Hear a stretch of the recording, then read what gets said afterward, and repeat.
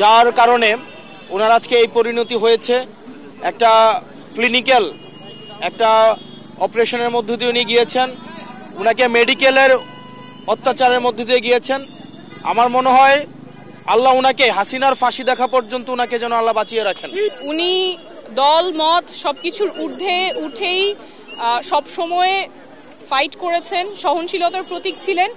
আমরা এই মুহূর্তে চাবো যে সবাই দল মতের ঊর্ধ্বে উঠে, রাজনীতির ঊর্ধ্বে উঠে ওনার দ্রুত আরোগ্যের জন্য সকলে দোয়া করবেন।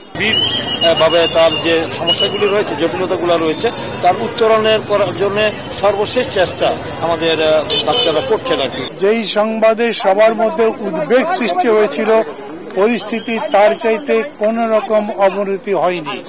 উনি স্টেবল আছেন। তারা কোনো আশাবাদের কথা বলছেন না, কিছু বলছেন না, কিন্তু বলছেন গত কয়েকবারের মতো যেরকম তিনি খুবই ক্রিটিক্যাল অবস্থা থেকেও আবার ফিরে এসছেন, উনি ক্রিটিক্যাল অবস্থা থেকে স্টেবল হয়েছেন। ভবিষ্যতের জন্য দোয়া করবেন আপনারা।